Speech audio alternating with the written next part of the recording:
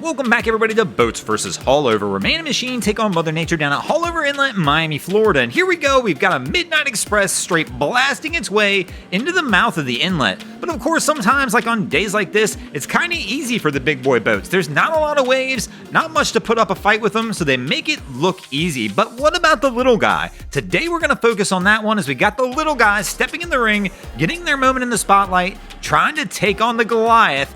That's Haulover Inlet. And here we go with our first competitor who's got a Carolina skiff with a little single Yamaha 20 on the back. Once again showing you don't have to have massive power sometimes to be able to come through Haulover and put on a good showing. My man's straight chilling, relaxing, GoPro on the hat, kicked back and takes an easy win for the boats here in the first round.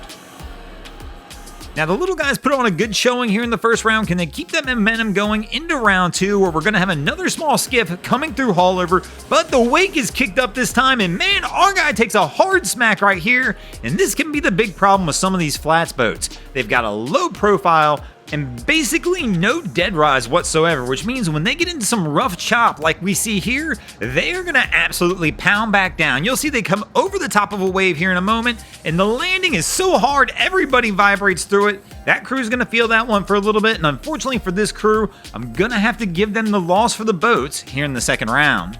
And that's going to bring us to a 1-1 tie as we move into the third round of our competition, where we're going to feature a small rib vessel trying to make its way out of Haulover. Now, this boat has a little bit of advantage over our first two contestants, as they do actually have a little bit of dead rise, so they'll get a little bit of a softer landing. But the biggest advantage my man has, he is hugging the side of the inlet. He is not going down the middle, which is one of the wisest choices a captain can make when they're stepping in the ring to try and do battle a Haulover. And this crew's going to have no issues. Take a win for the boats here in the third round. And that's going to get the boats up ahead 2-1 as we move into the fourth round of our contest, where here we go with another inflatable.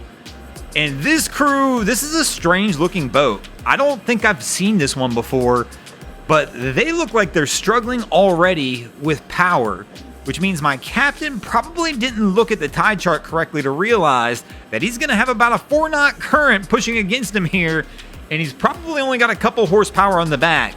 It's going to be interesting to see how our captain does as he tries to come in, because the inlet isn't going to give him the normal fits we see given to boats, where he's got to battle the wind and the waves. My man's just struggling to even battle the current here. We throw a couple pieces of wake into this as well, is going to make it even worse. And probably he'll likely go backwards when he hits these wakes. As we'll see probably right here, we can see he winds up moving a little bit backwards because the boat just doesn't have enough power to battle the wake and the current at the same time. Unfortunately for this crew, they probably should have paid a little closer attention to the tide charts on this one.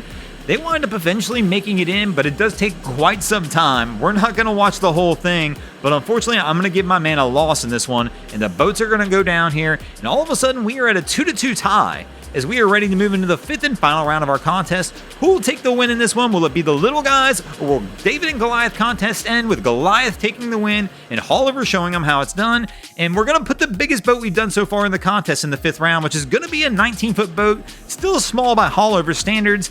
And our crew, they're doing what they got to do to try and keep the bow up.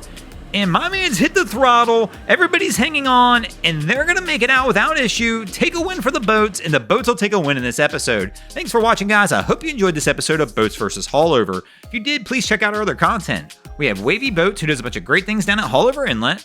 My channel, Broncos Guru, does some great comedy boating videos there as well. And of course, we've got the Miami Boat Ramps channel that focuses on all the hilarity that happens at the boat ramps in South Florida. And if you guys haven't already, go ahead and drop an anchor on the subscribe button here.